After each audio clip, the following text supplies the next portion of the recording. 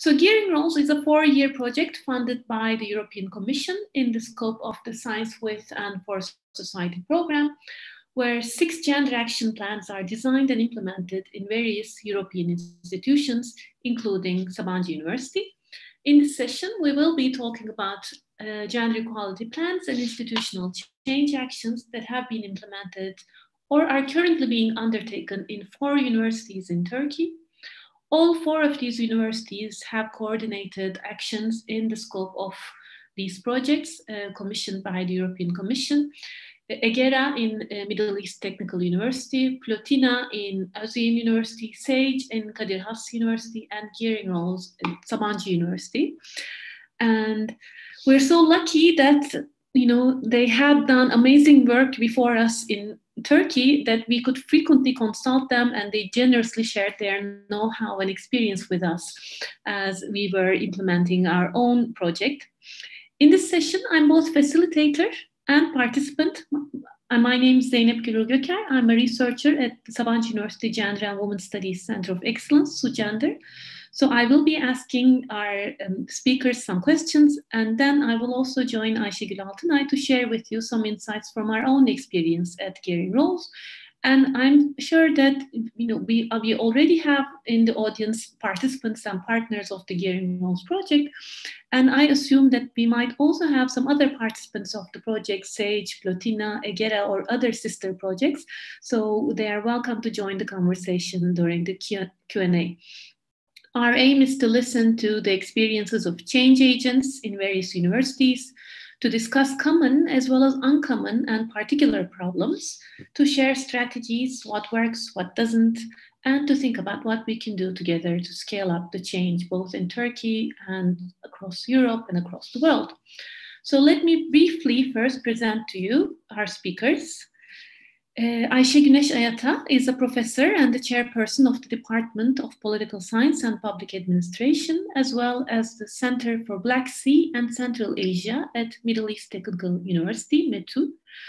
She has a PhD in sociology and social anthropology from University of Kent at Canterbury, UK.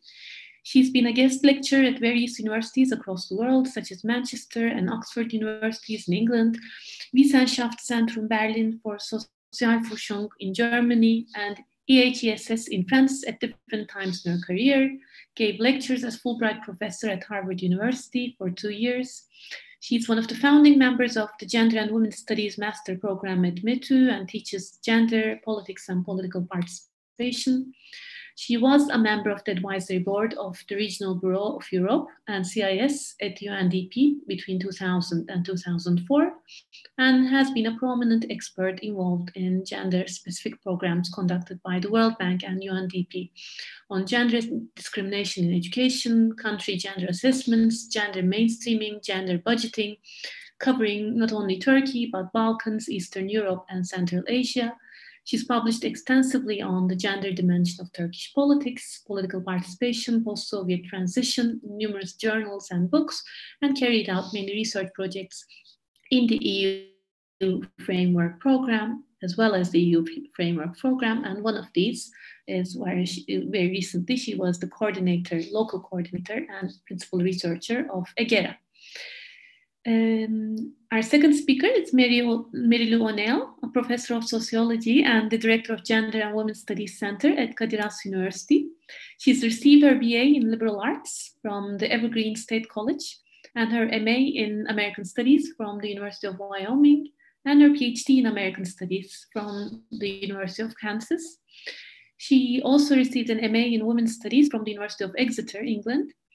Mary-Lou O'Neill has also been a visiting scholar at the New Combat Center for Research on Women at Tulane University. She's published articles in the European Journal of Women's Studies, Fashion Theory, American Studies, International Journal of Women's Studies, among others. And she's been the local coordinator, the principal investigator of the project SAGE. Nurselin Yeşim Sümbüloğlu is our third speaker. She's completed her MA in Gender Studies at Central European University and her PhD in sociology at the University of Sussex, with her thesis entitled The Politics of the Rehabilitation of Disabled Veterans, Masculinity, the Body, and Militarism in Turkey. She's published works focusing on masculinities, disability, militarism, and nationalism. She's the editor of a book in Turkish. I'll read you the English title, Militarism, Nationalism, and Men Masculinities in Turkey.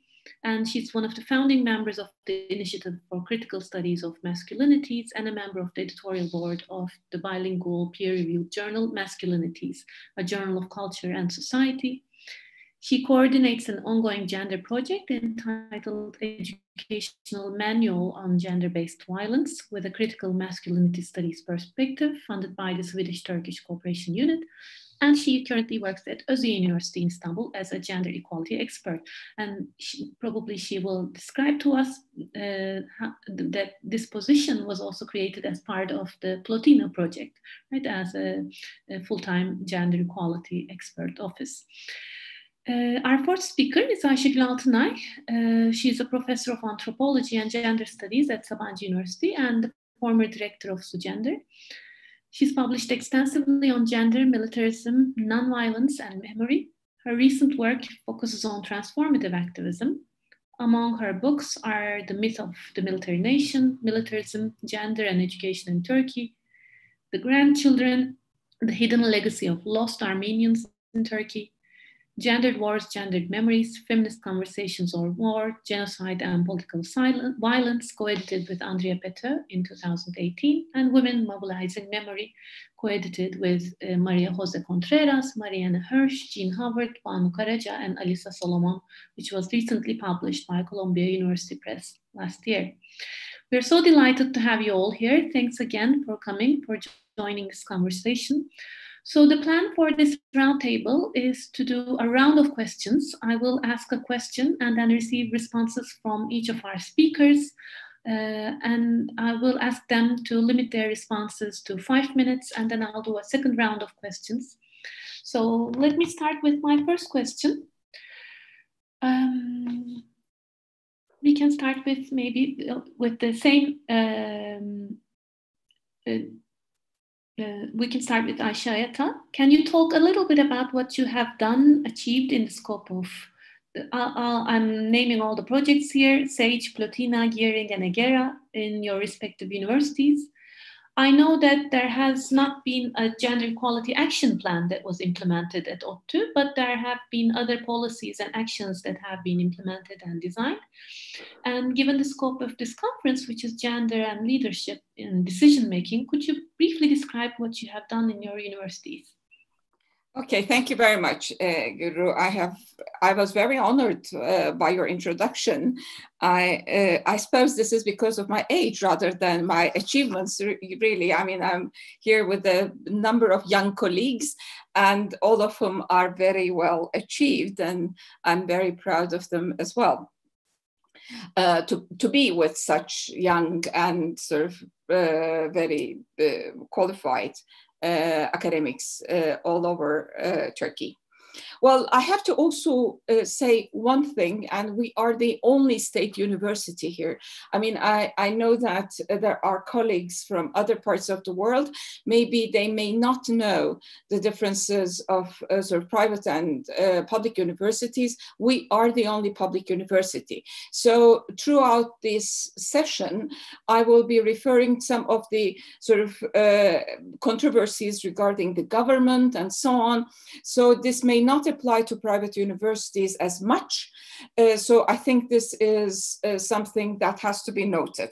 All right, Egera, namely effective gender equality in research and academia, was a project led by Sciences Po Paris. I will not go into details of division of labor. I will not go into sort of details of partners and so on. I mean, as in everywhere, we had partners from all over Europe. And but I have to say that we had excellent collaboration. Having been in other sort of European projects, I must admit that this, in that sense, was very exceptional. That we had so good sort of collaboration. I think this was related to culture of gender, really. I mean, we had so many sort of female partners, of course, and we also had a sisterhood within the project as well. We learned a lot from each other. I think this is very important. All right, I want to say one more thing about METU. METU has the oldest gender studies program, and probably you will all agree that we have the sort of highest concentration of nationally and internationally known feminists in the department. In fact, the chair of EGERA before me was Professor Feride Acar, who has an international fame in herself. Well, the main aim of EGERA was to create a shared culture of gender equality. I underline this. I will come back to that throughout the session, but it is to create a gender equality culture. The main aim was that. For this, we did not have a gender equality program or plan or policy sort of to be drafted, but we had two sort of aims, two outputs in that sense. A charter on gender-sensitive communication in and by academia, and a policy document on principles and strategies of gender equality. Both of them were endorsed by the METU Senate. It was aimed to have this embedded into the culture of these universities and to have some kind of a plan for implementation. So that in METU, it was expected that we should deepen and disseminate gender equality, gender sensitivity as a fundamental value. This is very, very important, as a fundamental value within the university, especially within the strategic plan, to integrate gender sensitivity into promotion of academic ranks, to increase the ratio of women academics and in leadership positions, and to integrate gender dimension into research and education, especially in STEM areas. As coming from its name, Middle East Technical University is a dominantly technical university, so STEM is a very important issue with us. And one thing that I want to also underline was that to have a gendered outlook to work-life balance. Well, this was a main problem. I don't know whether we'll have time to discuss this, but this was an issue that was very, very important. For this, we sort of analyzed the statistics of researchers, staff, and so on.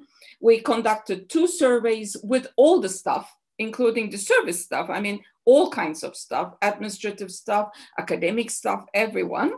And we did interviews with the academic, especially the management as such, management of the administrators and management of the academics as such, including the vice presidents, the deans, the administrators, high-ranking administrators in the non-academic side of it. And we did trainings for all of them, and including the service staff, even the cooks. I mean, it's interesting that we even sort of try to appeal to real service staff, especially to new recruits. I think I'll stop here and we'll come back to whether we achieved this or not. Thank you very much. It's very interesting. We'll have a question about inclusion, and I think you left at this note about including this different parts of the university. So we'll definitely talk about that in a follow-up question. Merilu? Thank you, Guru. I think that for our project at Kadir Has University, SAGE, Systemic Action for Gender Equality, a lot of similarities with EGERA. I mean, the basic fundamental driving issue of trying to create a culture of equality. That was a slogan we used a lot, was this idea of creating a culture of equality at the university, and specifically trying to sort of glue gender equality to, embedded in the identity of the university, so that when people said Kadir Has University, they thought about gender equality. That was a very conscious effort on our part.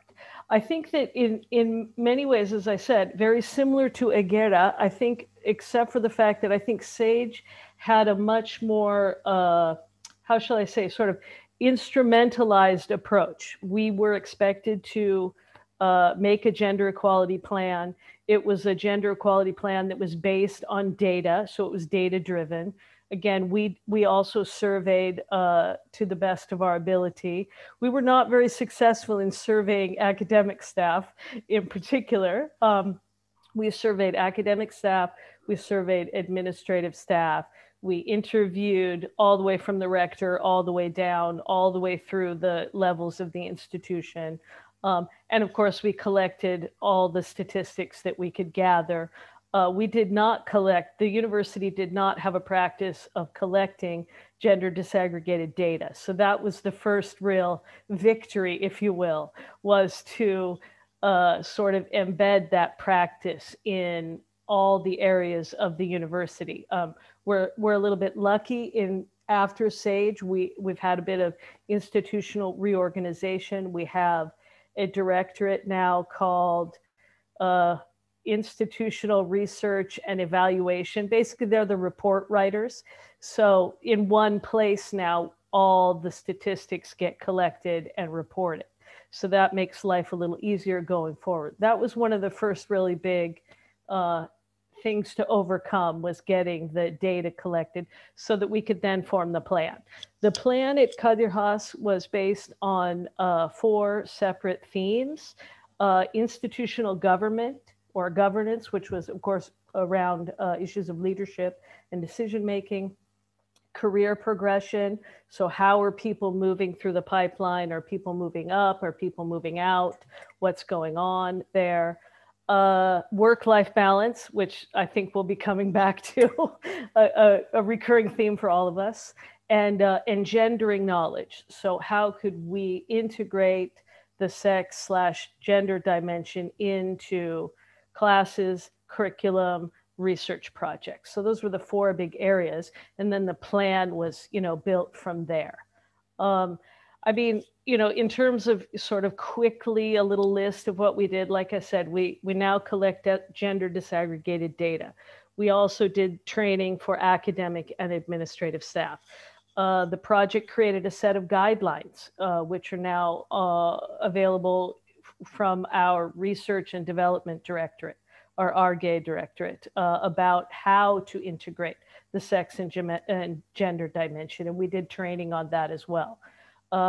Probably the biggest thing related to leadership and what this conference is about, once the numbers came to light, we had a huge imbalance in standing committees, which have no requirement of rank or background or anything. They're just appointed by the deans and the rector. And once we got a new rector, all of the committees were reconstituted so that all our standing committees now have at least 40%, most of them 50% or more female composition. So that was a big one. And then of course, we were able to draft and pass into enactment a regulation, sorry, thinking in Turkish, trying to speak in English, a regulation on gender-based harassment, sexual harassment, and sexual assault. So we have a regulation that prevents those things, and we also have a prevention unit, which has been constituted and has been operating for the last couple of years. Those are probably the big highlights from the plan. I think I'll stop there and the next person can continue on.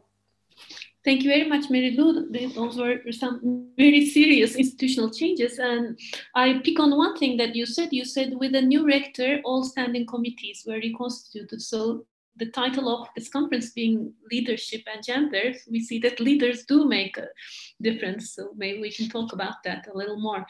Yeşim?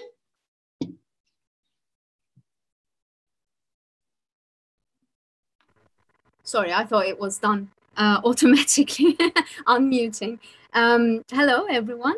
And I think I will just pick up from where you left because, talking about, women or having a female rector with gender sensitivity makes a big difference. And it was our experience actually at Özyeğin University. It makes things a lot easier, I have to say.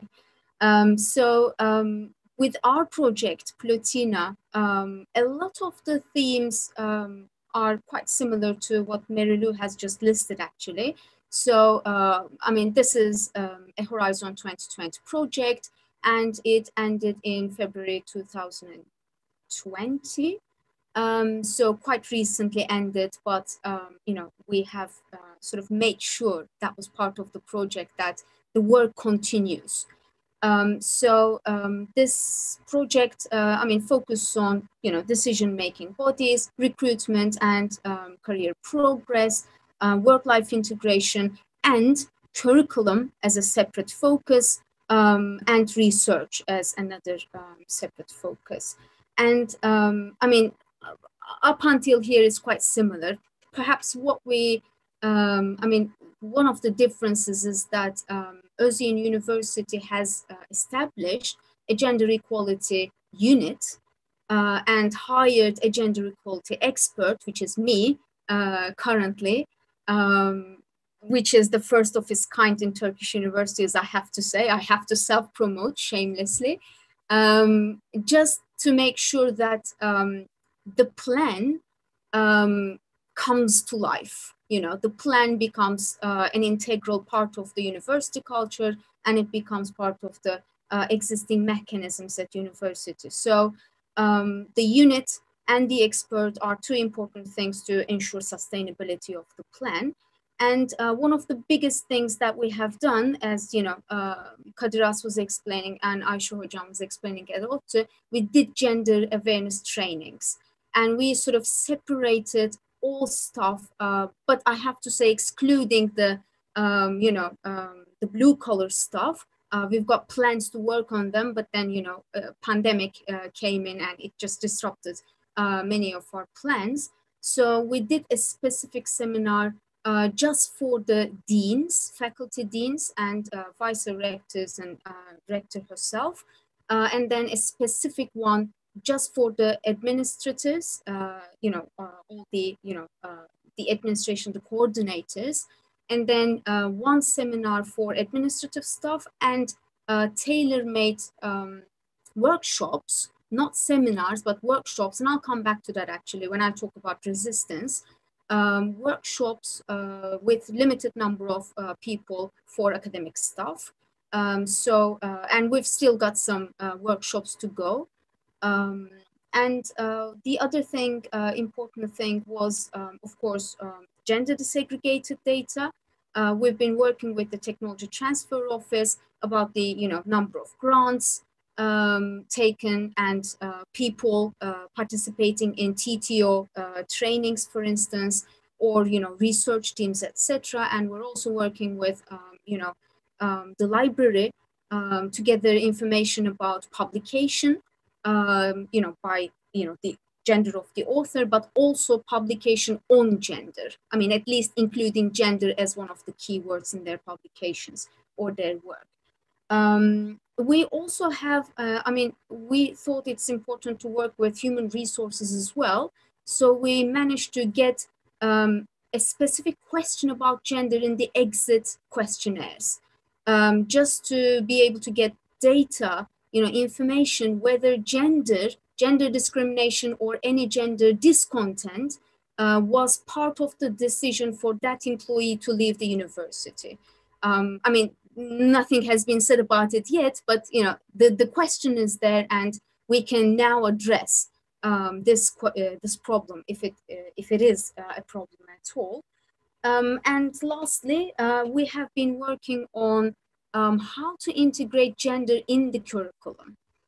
I mean, this is a long-term, of course, project within the university, and we started last year, and we're in collaboration with, in this project, we're in collaboration with Raoul Wallenberg Institute. They've been of great support and help.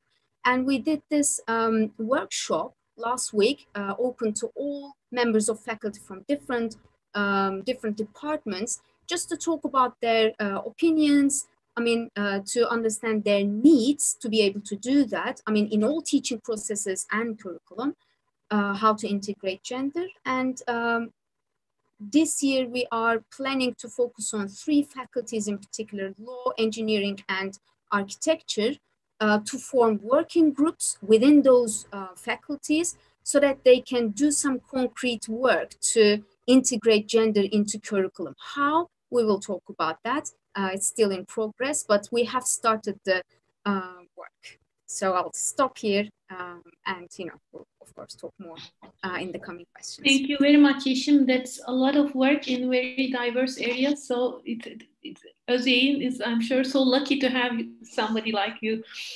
Ayşegül, maybe you can start talking a little about gearing roles and our experience. Great, and then I will pass the word on to you, Guru. It was really fantastic to listen to you all. And of course, I mean, in this group, we are relatively latecomers to this kind of institutional change, developing a gender action plan.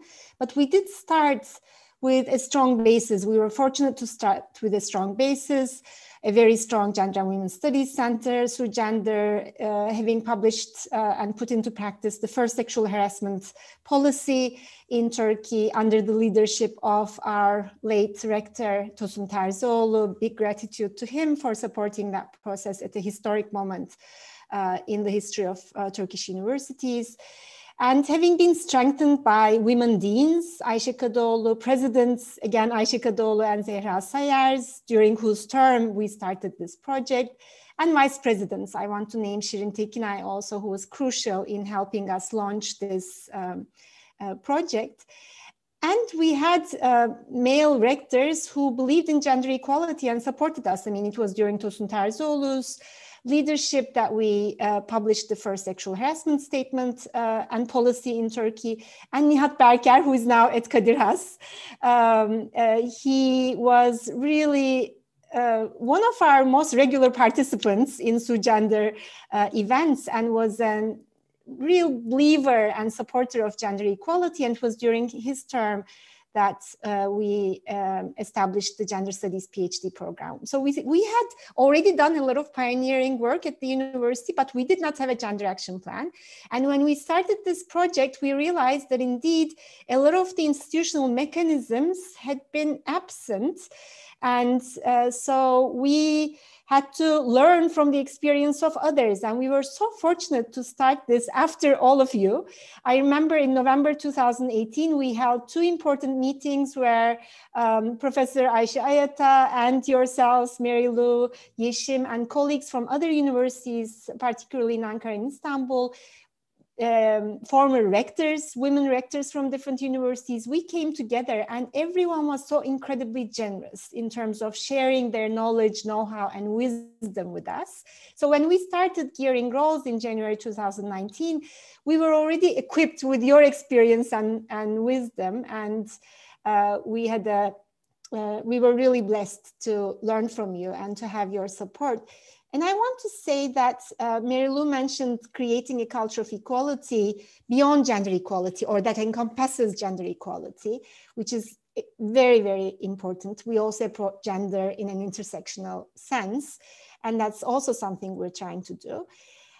I think in addition to that, creating a culture of solidarity and co-creation is also at the core of these projects, and it's the kind of solidarity we have established with you all. We're not competing as sister projects, we're not competing as universities, we're really rising together in terms of enabling institutional change. And by we, I don't just mean the Turkish participants of these sister projects here in this roundtable, but really all over Europe, some of whom are participating in this conversation today. So learning from our colleagues in Europe and learning from you all, we already had a good start. I won't go into the details of what we did. We did the similar work to what you have described, assessment, and then coming together to design policy. Perhaps what makes Gearing Roles as a latecomer in this history of European projects fortunate is that learning from all of your experiences, we had more tools to create occasions and tools for co-creation. And we had great support from our partner Yellow Windows to develop methodologies to establish bottom-up co-creation at the university, which has really helped us a lot. So close to 100 people across the university participated in the creation of our gender action plan through a variety of co-creation workshops and focus groups and so on. And it enabled a lot of conversation within the institution. So, and a lot of people in the upper administration also participated. So people from different units of the university and at different ranks came together to listen to each other's stories and to co-create. So perhaps we are hoping that once the action plan is put into practice, and Guru will talk more about that, there will be more people who are owning it because we created it all together. So on to you, Guru. Thank you very much, Ayşegül. I'll very briefly describe our JEP just to give a sense of what kind of actions that we are planning to do, most of which are similar to what you have already listed. So our JEP covers the whole university, and it has 8 sections and close to 100 actions in total. Let me just remind that it's a draft now. It's not approved yet. The sections are institutionalization, recruitment, career progression, work-life balance, leadership and decision-making, research, education and curriculum, just like you said, integrating gender, mainstreaming gender into education, and a section on prevention and struggles with sexual harassment and establishing gender-sensitive communication. So we've planned it initially for 3 years, made planning a prioritization, where the idea behind it is to have the first year more about systematizing data collection, raising awareness, initializing some trainings and forming some advisory commissions on, particularly on research, for instance. And the second year is devoted to more structural changes. And if possible, the third year is fine-tuning and expansion. And by that, I mean reaching out to, for instance, subcontracting companies, expanding some of the trainings, and going over what has already been done to think about the follow-up steps, the next step. So my second question, now that we have all heard about very briefly what you have done in the scope of these projects in your respective universities, and we can, I'm sure, go to their websites, look at all the deliverables, reports, the guidelines that have been produced, and the GEAR tool where many of these are organized. But something that maybe we cannot read about is the challenges that you faced. We are curious where you have struggled, where you faced resistance, maybe actions that you had to stop or you had to maneuver, go around. What kind of strategies did you find as leaders of change yourself? So interpreting the theme of this conference very widely, some of you have already been part of decision-making committees and have been decision makers in your universities yourself, but also as leaders of change and change agents, what kind of strategies did you find useful? What kind of solidarities did you find helpful, or you think that they should be built? So what would be some of your suggestions for others or newcomers? Can we go in the same order and maybe start with Ayşe Ayata? Okay, thank you very much. Well, I mean, going back to Mary Lou's sort of first comment, first of all, we realized initially in the first stage, even the first days, that our university, other than numbers of the students, numbers of the academic and sort of other stuff, we don't have gender disaggregated data at all. I mean, we don't know about the fundings, we don't know about the research, we don't know about the promotions, for example. How many years does each one of them take? So, and this was a main challenge. And I must say there was a significant resistance coming, not at that time from the academic management, but from the sort of other administrators, not necessarily because of their it wasn't related necessarily to gender, but they didn't know how to do it. I mean, they felt they didn't have the capacity to do this. And I don't think we still have that sort of data. We tracked it, but it was very, very difficult. And eventually we gave up. I mean, so the Middle East Technical University, unless it is made, because we are a sort of university, public university, unless sort of gender budgeting becomes part of the main budgets of the government, we probably will never have that kind of a gender disaggregated data. Well, metaculture is against discrimination. I underlined this. However, being against discrimination does not necessarily mean you're against gender discrimination. This also means that you are against positive discrimination. Any kind of discrimination, including positive discrimination, becomes a discrimination in itself. So there was a significant majority amongst the colleagues, academics, female and male, I mean, women and men, that argued that having any kind of positive discrimination will violate excellency, will violate meritocracy, will violate fair academic competition. So there was widespread belief that there was no discrimination against women. All the colleagues said that women and men are given equal opportunity. And if it's unfortunate if more women fail than in comparison to men. They did not realize that this notion of objectivity, which they underlined, and objectivity becomes this keyword for anti-discrimination of all kinds, may work against women. So the culture is gender blind. And this gender blindness is only, I mean, the gender sensitivity in a way is only seen numerically. I mean, we have so many women, we have so many female students, we have so many deans, female deans. I mean, so it becomes a numeric numerical judgments become the source of saying that, well, we're not gender blind, we're gender equal numerically. So, I mean, increasing women in sort of academics, increasing women's representation, increasing women's representation in STEM sort of areas, well, was very, very difficult, because they said that this is against meritocracy, this is against this is against that. Well, in this, of course, we have to admit that women were as resistant as men.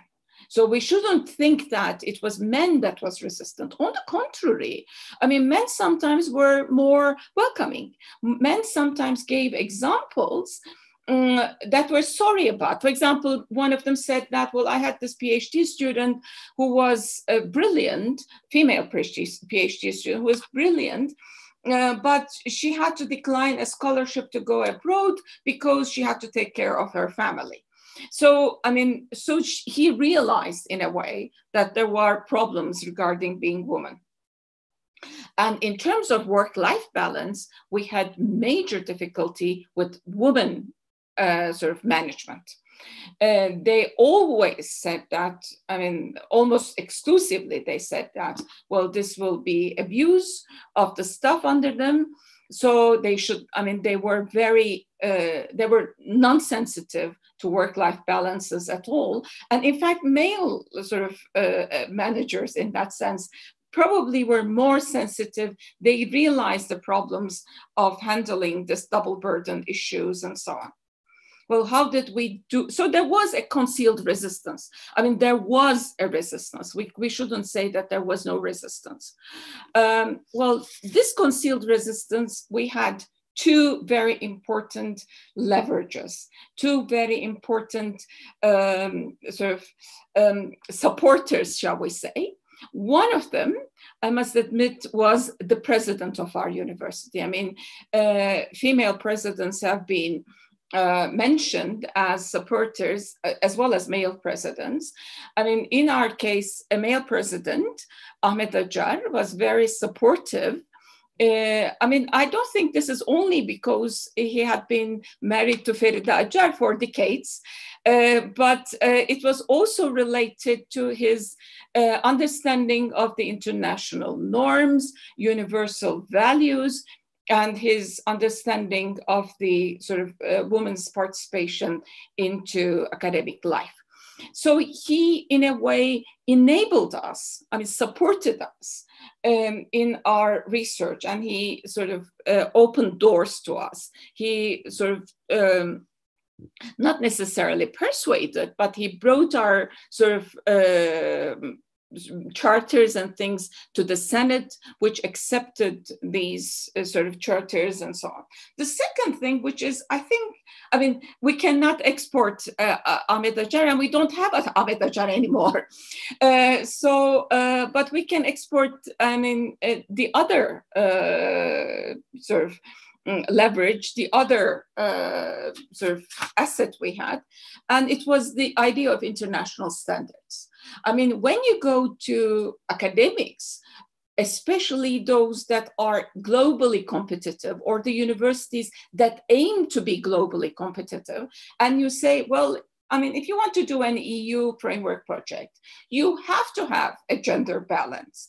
You have to have a sort of gender built into your projects. So you have to have gender sensitivity, and even mechanical engineers and or metallurgical engineers, whatever they are, material scientists, they have to have an idea of what sort of gender is and their sensitivity. So this giving concrete examples like that I've mentioned, life stories, and giving these international norms has always, you can't, if you're a competitive university and you're globally sort of competitive, you can't say, well, this can be the international norm, but I don't care. You have to say, well, all right, we'll do our best and maybe try to not to do things, but at least you cannot directly oppose it. There has been issues that we somehow ourselves simply omitted. LGBTI, for example, was an issue, and we knew that if we brought in this, this would create real problems, and this could be the end of the project. Not necessarily, but also related to the internal politics of the university, but mainly because of the governmental politics. So, we knew that if we brought this in, the presidents of the universities probably would not want to come up with something like this on the media, which could get onto media. As I said, we're a public university, so we're very sensitive to politics. Well, did we change the culture? I will come back to this later, but of course we did change the culture. We are changing the culture, not with EGERA only.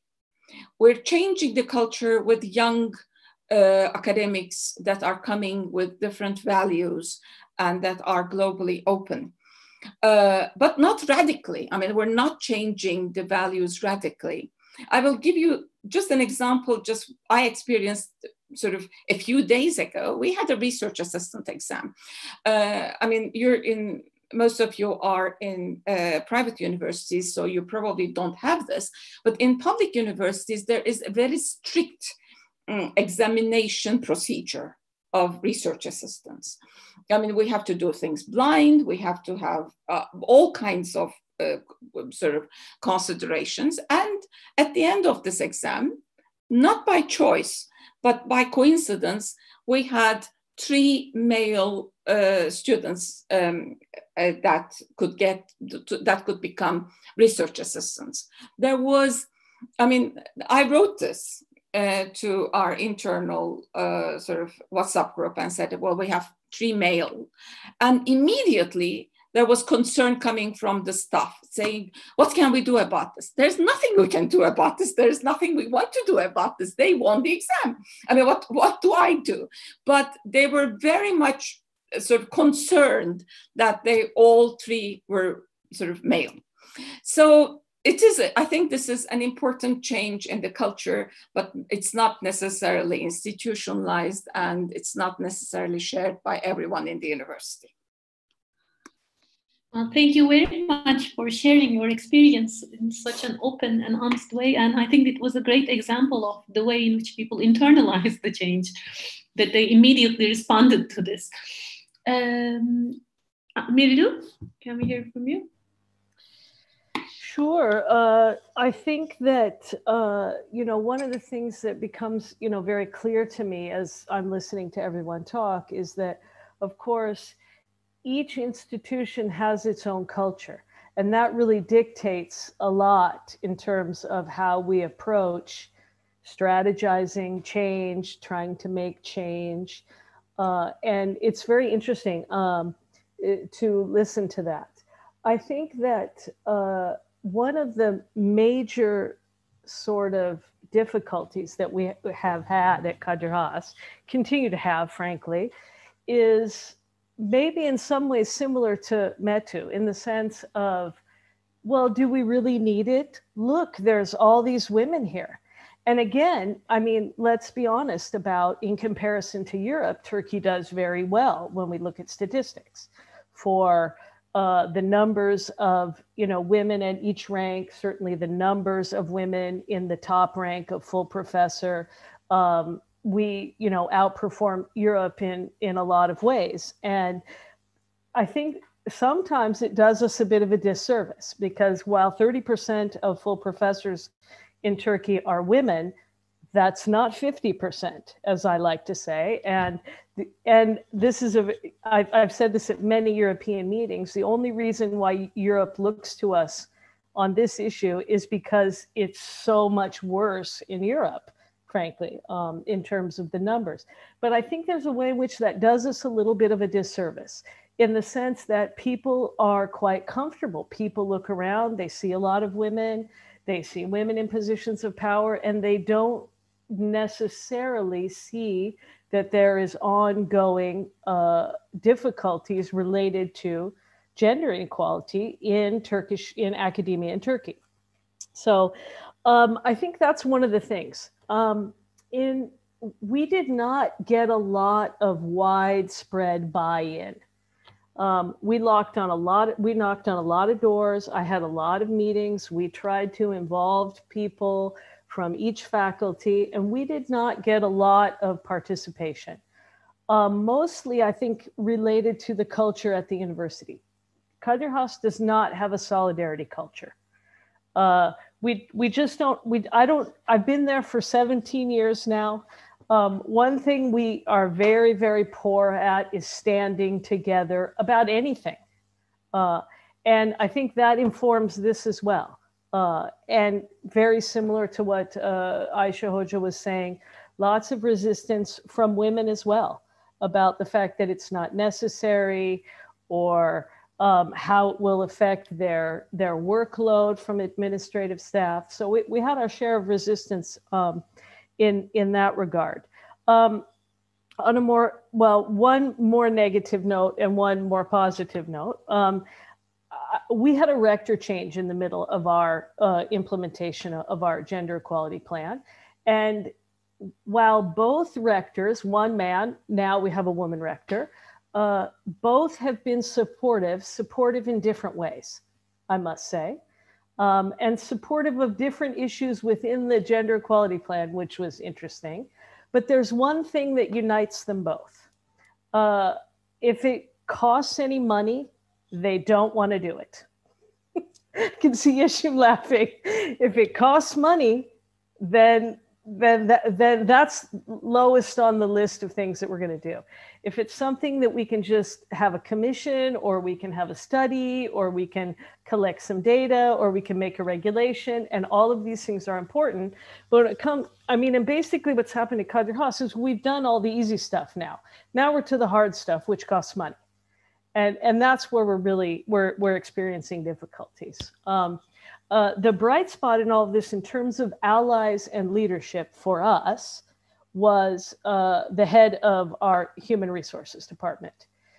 She went above and beyond the call, became an ally, helped, involved us in processes that we didn't even ask to be involved in, became a voice for us in meetings, or a voice for the gender equality plan in meetings that you know, people from the SAGE project that academics are not involved in.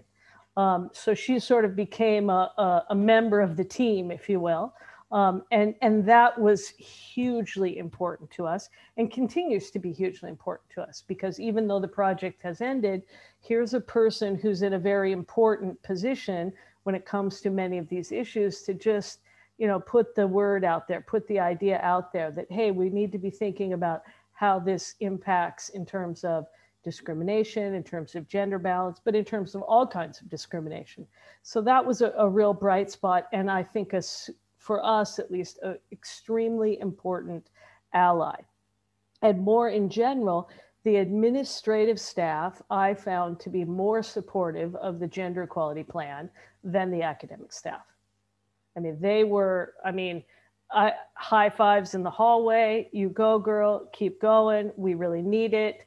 Please keep up your good work. You're, you know, you and this team working on this gender equality plan, you're the only one, you know, only ones sort of, you know, helping us out and making our work life easier.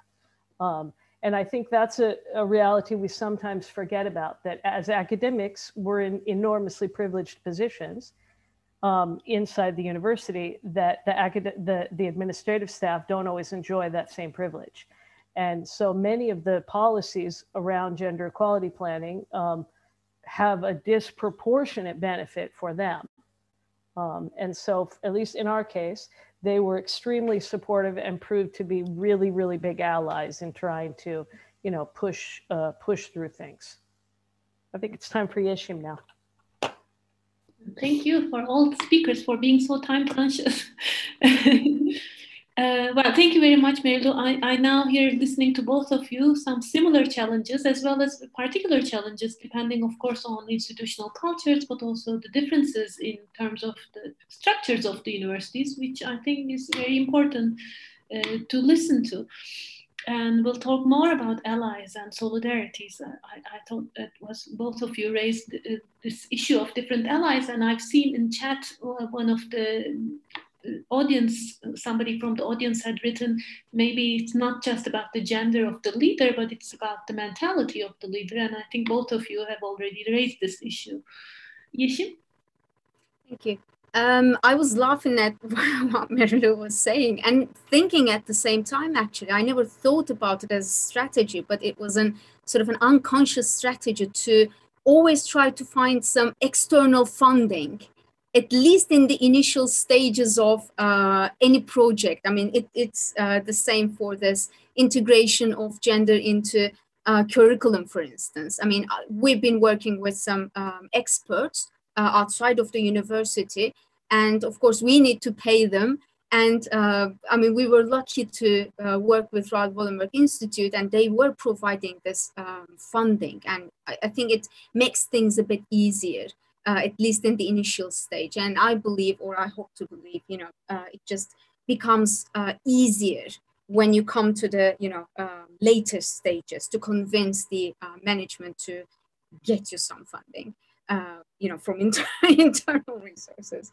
So one thing I found very important was about, you know, Ayşegül's point, actually, about co-creation. I mean, creating space for all groups of people at the university from different levels, different departments, etc., a space so that they can come together and co-create. This is very important because I mean, I wasn't at the auditing stage of the Plotina, but I was told that this was a huge problem. I mean, when they were doing the auditing, so they were just, you know, of course, collecting, you know, numbers, etc., but they were also holding some focus groups. And a limited number of focus groups. So they were talking to only some people, obviously. But then they realized, the project team realized, that this was alienating some of the potential allies of the project. Because, you know, gender projects are not like any other kind of project. I mean, it's about many of the personal issues, very sensitive issues, and people might be feeling very strongly about the gender issues and their experiences at university. And they might find it very important to share those experiences. And I think one conclusion that we can draw from this is that how you implement different stages of the project. I mean, even a very simple stage like auditing. I mean, it sounds very straightforward, you know, how to do auditing. But then when you do not explain how you do it, the procedure clearly, you may find that some people are feeling left out, alienated. It's like, you know, why don't you hear us out?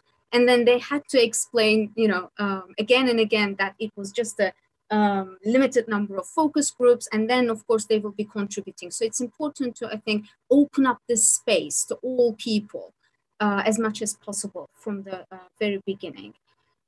Also, very small things like we had, I mean, of course, we had very similar resistance, especially during the you know, trainings, gender awareness trainings, workshops, seminars, etc. We all know about this.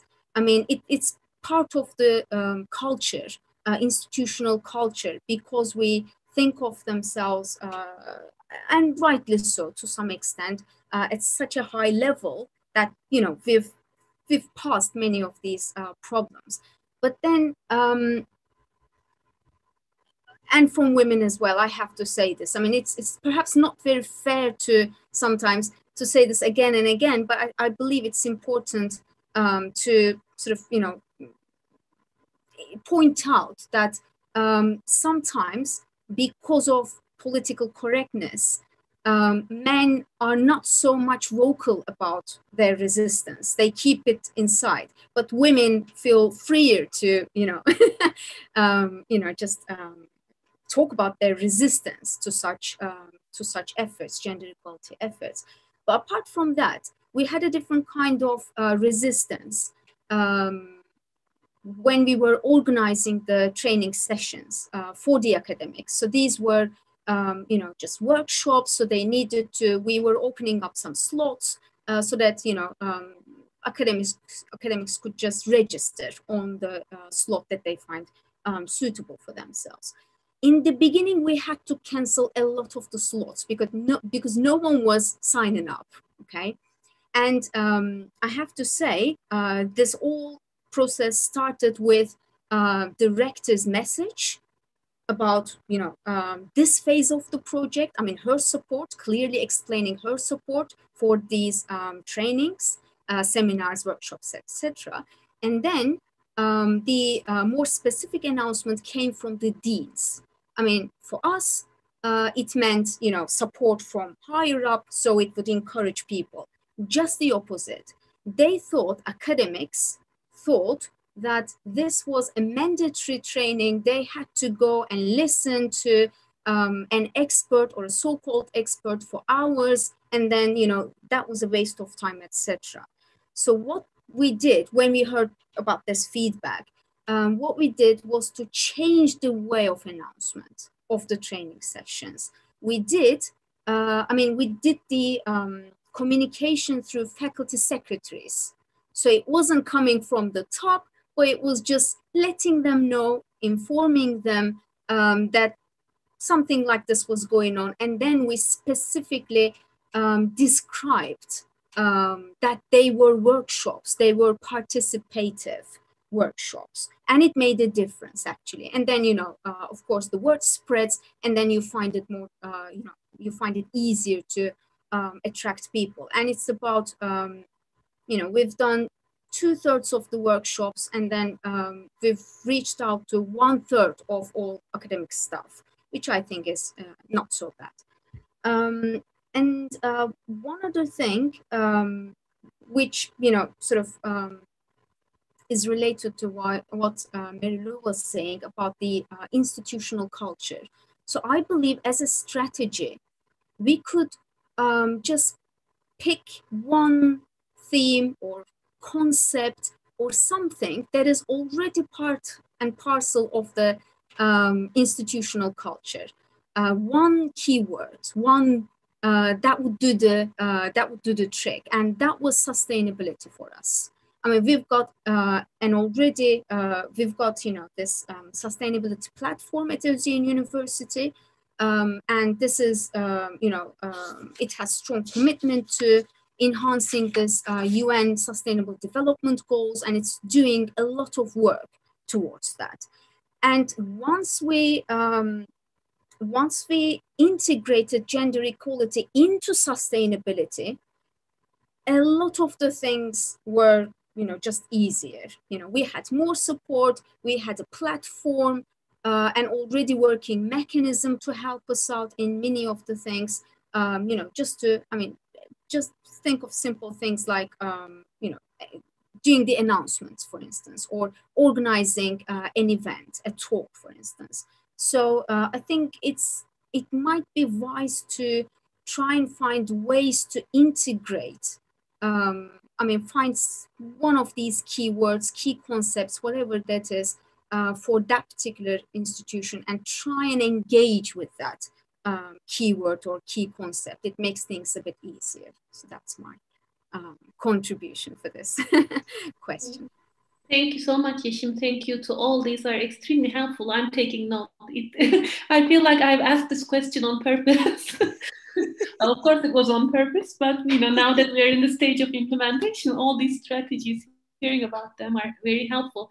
And this notion of sustainability, when I was listening to you, I linked it to what Ayşe Hayata said about universities being, in competition, in universal standing, universal norms being so important. And it brought to my mind the Times Higher Education rankings for universities, where they're being ranked on sustainable development goals. And for the last 2 years, I think all of our universities have been ranked for gender equality SDG 5, which is also could be a leverage perhaps, or maybe something that we can discuss later. Ayşegül? Yes, great. I was actually feeling grateful listening to your incredibly insightful wisdom. Thank you. Compared to you, we're at the beginning of the process, and really it's a great learning experience to listen to you all. And I will continue from where Guru left off. Can we think of, just as we're thinking of structural mechanisms to tackle gender inequality, how can we think of structural mechanisms to tackle these kinds of resistances that we all have inside ourselves? A part of ourselves resists, an idea that first comes saying it's not possible or it's not desirable. And yet when we put it into action, we realize that it is possible and that more people desire it than we thought they would. In our case, I think one of the structural mechanisms that helped tackle some of the resistances that you described, and we've certainly come across them as well, from resisting positive discrimination to the question of resources, especially material resources, has been the co-creation workshops, focus groups that we've had from the very beginning, and also the relatively large task force we established at the beginning of the process. We have now about 25 people in the task force that comes together, once a semester or so, but in the development of our JEP, there were more often meetings, and we were really surprised how much time people in the task force were willing to put in to, developing this action plan together. And in the task force are deans and directors and vice presidents, as well as, faculty and administrators. And what these different forums, the workshops, focus groups, and task force, I think enabled is a coming together to hear each other out. So when somebody had a resistance, they could hear somebody else tell their story or give a different opinion. And it was possible to see change in our views. So really coming together to hear each other's stories is extremely helpful. Women speaking out and speaking out their feminist views and strategies can be extremely helpful. And we were quite lucky to have a number of women in leadership positions, like the HR director, certainly, and other directors and deans and vice presidents speaking out and supporting this process. And I think what's happening is that with this growing global conversation, more and more women are emboldened. They feel heartened by the changing culture outside as well as inside, and they speak out. And that makes a huge difference in terms of these internal conversations. and men speaking out and performing different kinds of masculinity than the ones that are available in the mainstream also make a huge difference. And actually, I think we need more than allies. We need men who see gender equality as their issue, not as somebody else's issue that they're supporting, but really as their issue. And again, I mean, Nihat Berker, our former president, our current vice president, Fuat Keyman, they take this as their issue, not as something, that they're supporting others for. And I want to name especially one person, Emre Erol, who's our foundation's development director, a young director who's also a graduate of our university. From the beginning, he's an active father and who takes on a lot of, caring responsibilities for his family. And he took work-life balance as his issue from the beginning. And that's opened the path, opened space for other men to take this as their issue as well. And suddenly they started thinking about their caring responsibilities or needs, for their partners, for their parents, as well as for their children. And suddenly that changes the conversation. It's no longer, helping women out during their pregnancy, but it's really expanding the discussion to creating a more humane space where, all of our caring needs and well-being needs are met. And I will leave the word to Guru to talk more about, what more can we see and what more we would like to see in this conversation. Of course, in terms of challenges, as Ayşegül said, we are in the beginning, so maybe we sense some of the challenges, but we haven't lived through them yet. And when I listened to you, I could imagine which would resonate in our university as well. One issue, maybe not a challenge, but one issue that we would definitely want to address as part of our gender action plan and as part of all the efforts that Ayşegül has been describing is in line with the theme of this conference, raising the number of women in leadership and decision-making positions. One reason, of course, for the low number is also in decision-making positions is the low number of women professors, because as you said, as you know, for some positions, you need to be a professor. So currently the percentage of women professors at Sabancı University is around 20%, which is below the Turkey average, which was 30% the last time I checked. Might be a little different now. And there's definitely some positive action needed here to enable that kind of change, to look at breakdown by professions, but also to tackle this question of what Ayşe Ayatar raised in her first answer, this notion of how we define excellence, how we define merit, how do we define successful performance. This was also taken up yesterday in our keynote speech and the discussion afterwards. Do we take into consideration the gendered nature of division, not nature, but the gendered structure of division labor and structural inequalities? And linked to that, of course, the performance of ourselves. So another issue that you've all been describing these lots and lots of actions, which I'm sure takes so much time, right? These trainings, capacity buildings, reviews, data collection, and this is a lot of work. And to be able to do that work and to have it sustainable, it is, I think, it's a great accomplishment on the part of ÖSİ in IC to have this gender equality unit that is specifically focused to doing this work, to coordinating this work, to coordinating with all the other stakeholders in the university. So from there, let me move on to my third question, which part of this we have all of us have raised in our answers, this issue of inclusion. And what I mean by inclusion is here is, of course, all of these projects these are projects, of course, they have deliverables, they have specific aims, you have to submit it in a certain format, you have to submit on time.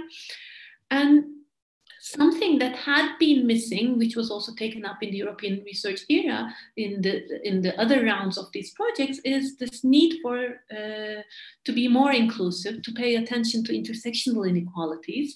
And by inclusion, I refer to a number of things. For instance, including in the project activities different stakeholders. And by that, I mean students, administrative staff, which all of you have already raised, among others. and making sure that the project, and in some contexts, the Gender Action Plan, includes actions that speaks to these different issues, different members of the university community, and tackling inequalities in a wider way to consider intersectionality. So what have you done in your universities in terms of this? What maybe you were not able to do, and I heard that as well in your answers. So how would you answer this question? I'm not sure if it was a question. The question is, how do you envision inclusion and paying attention to intersectionality in the scope of your projects and actions in your universities? Okay, shall I start? Yes, please. Okay, this time my answer will be short. First of all, the students, our students, were not directly part of the project. I mean, we did not have activities directly related to the students. However, from the outputs of the project, we expected that the students will also benefit. For example, I mean, gender sensitive communication means that you have to gender sensitively communicate with the students and have gender sensitive communication about the students as well. So, and in that sense, they will be indirectly part of the system. Administrative staff and the service staff were part of the project. We collected data on them. We they were beneficiaries, included into the staff questionnaire. They were included into the trainings, and so on. However, of course, academic staff was included. I won't go into that. We have orientation programs. I underline had. We had orientation programs for the new staff, all kinds of staff, and gender sensitivity was put into their orientation programs as a training, and for the international students as well. This was not part of the project, but meanwhile, during the project, we had a center for gender equality, promotion of gender equality, and I think its name is not stopping, but trying to prevent the gender harassment and mobbing and so on. The students can, of course, benefit from that. This was not part of the project, but this happened similarly about the same time with the project. So the students are part of that as well. Well, we thought about the courses. We had problems there. I won't go into that. The colleagues colleagues went and trained themselves in the project and brought in this they were trained as a trainer, so they brought in this know-how into the gender sensitivity training. But what we did not include is simple. We did not include refugees. We did not include migrants. We did not include LGBTI. This, of course, would be a standard inclusion process if it was a standard European Union project.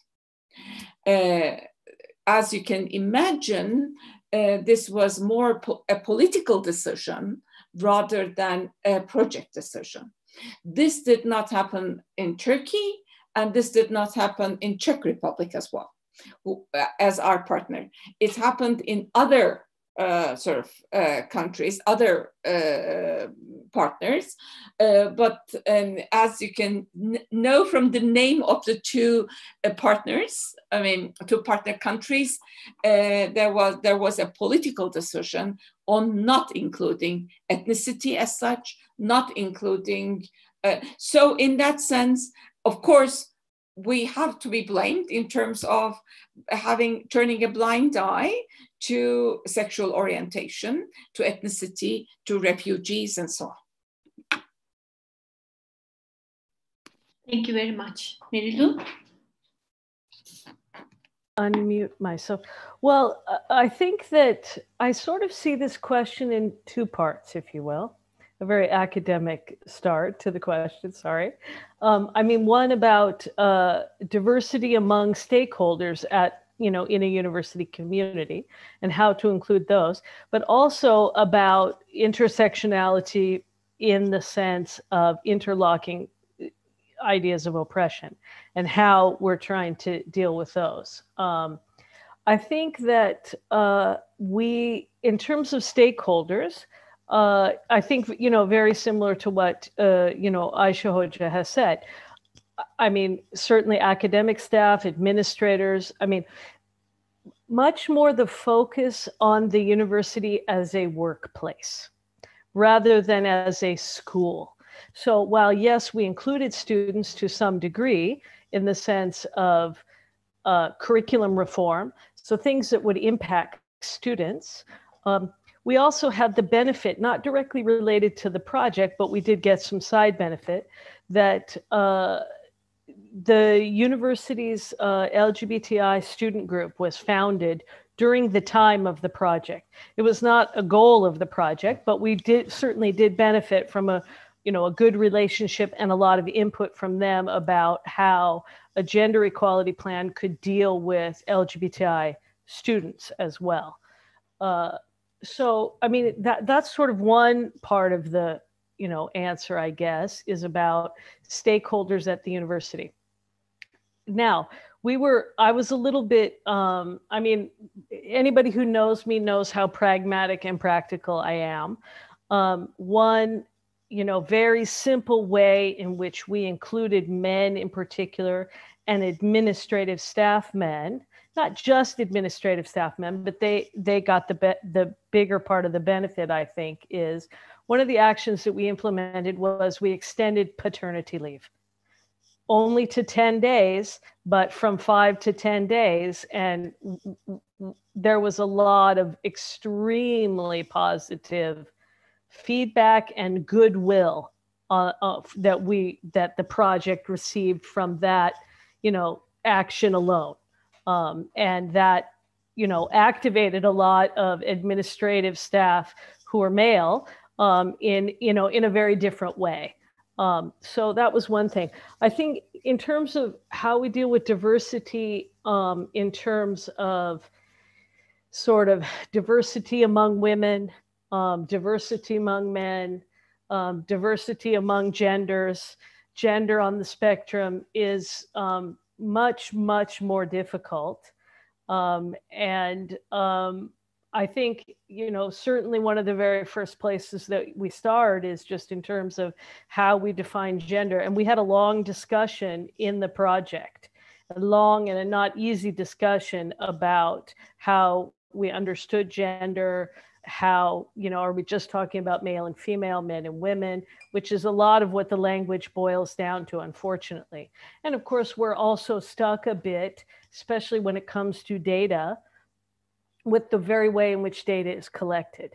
And that's certainly an area in which I think probably we all need to do work, especially in Turkey, which is, more categories for people to choose from. I mean, certainly when we did our surveying, for example, we were much more cognizant about giving people different categories to choose from in terms of how they identify themselves. But in terms of the national data for benchmarking or the school data that the school collects, there are not a lot of choices there. So, so that's an issue. Now, I mean, we did not have the same LGBTI difficulty that METU has, I think, in that regard.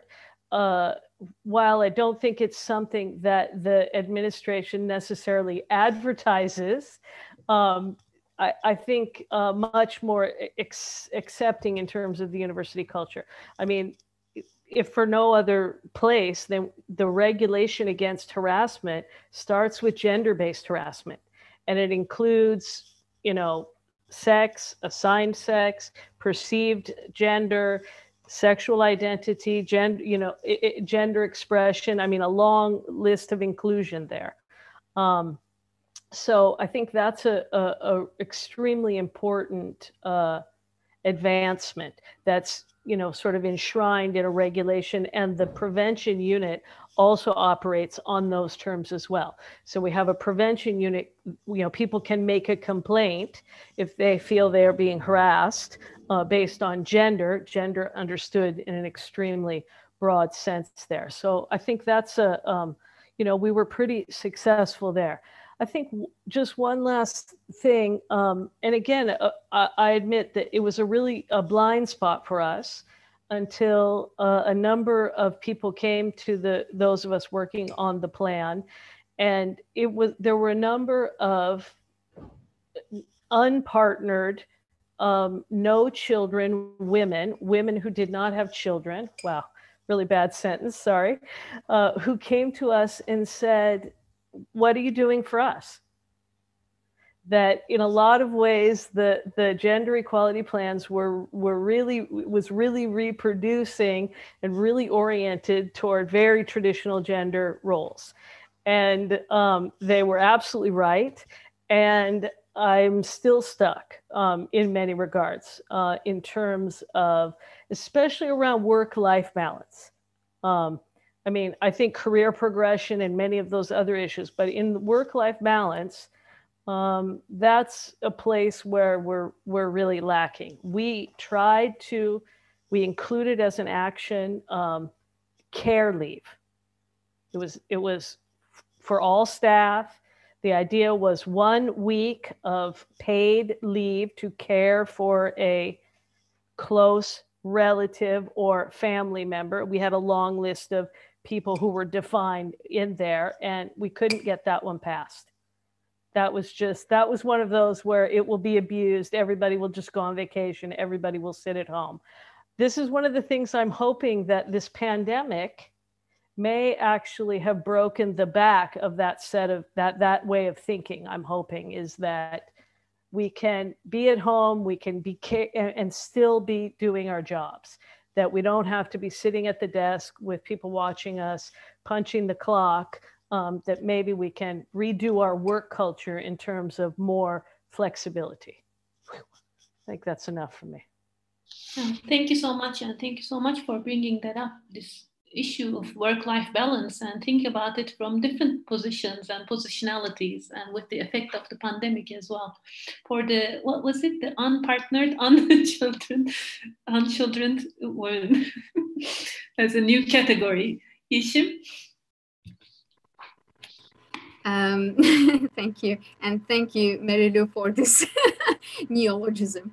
And I'll actually use Merilu's framework to talk about inclusion, because I mean, when I was thinking about the inclusion issues, I was thinking of, you know, just like, you know, Ayşe Hoca was saying, and Merilu was saying, I mean, students are not, I mean, I was thinking of in terms of stakeholders, and students are a big part of this, of course, because, I mean, yes, we sort of consider ourselves as agents of change, but they are the agents of change as well.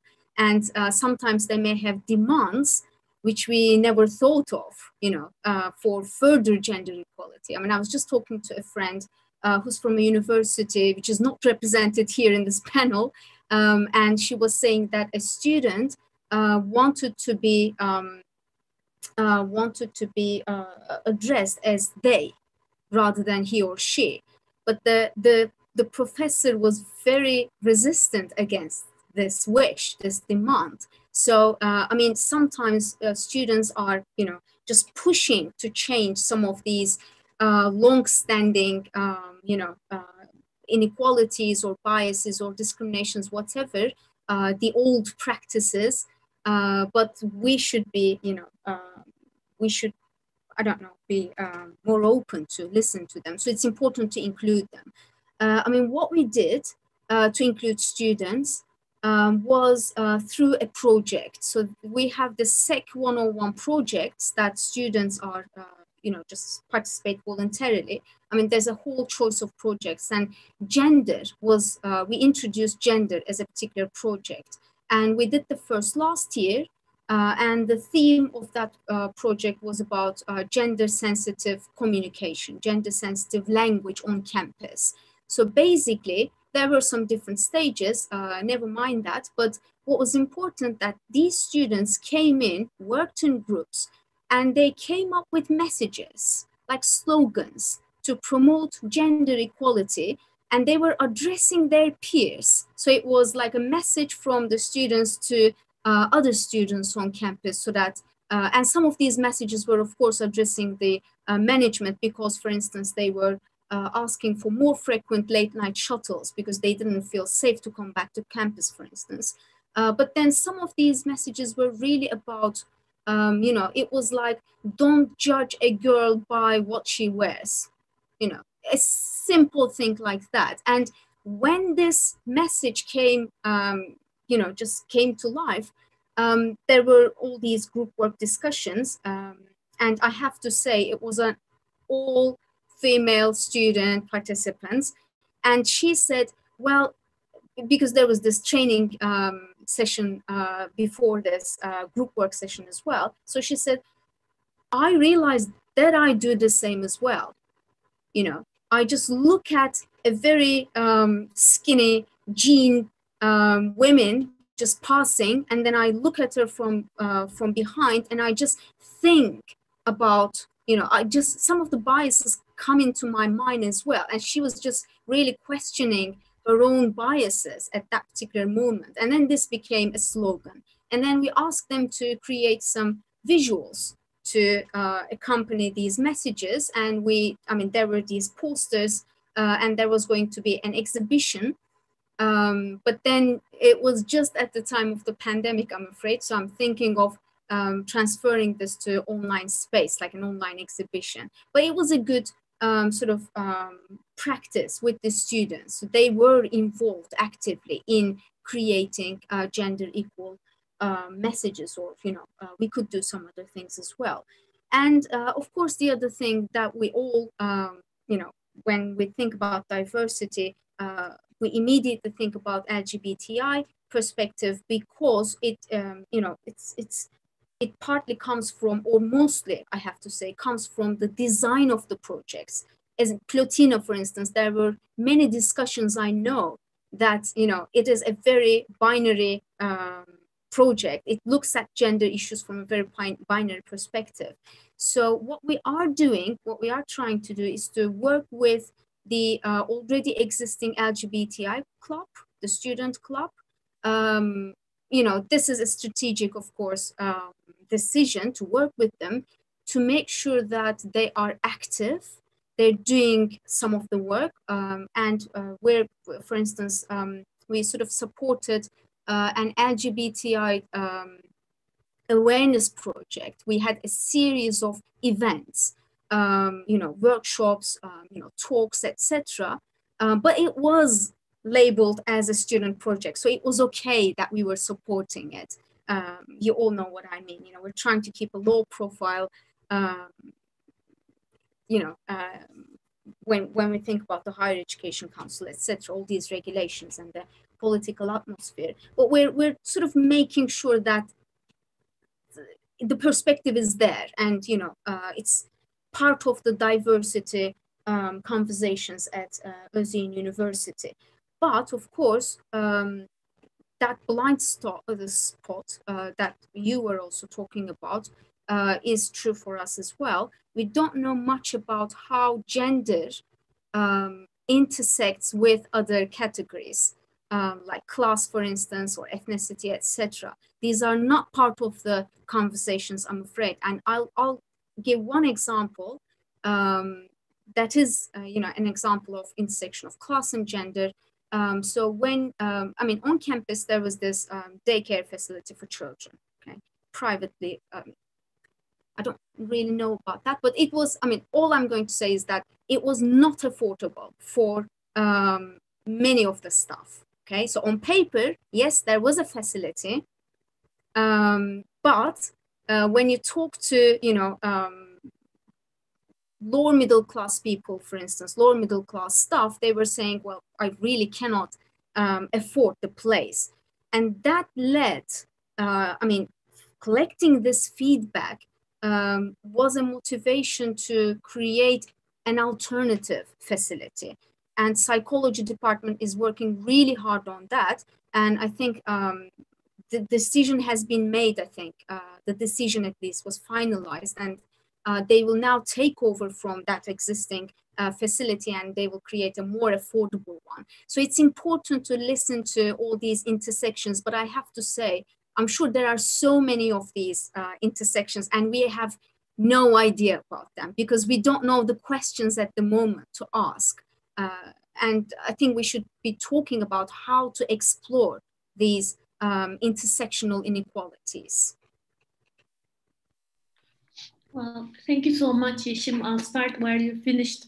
I was thinking about the same thing, this notion of hidden inequalities or inequalities that maybe you put it in a very beautiful way, that we don't have the question to ask for. So that's what I was thinking in terms of our experience. Of course, procedurally, we tried to include all members of the Sabancı University community to involve in this process of JEP co-creation, held separate events with students, with administrative staff, with academic staff, and then mixed events, of course, for these different groups to speak to each other.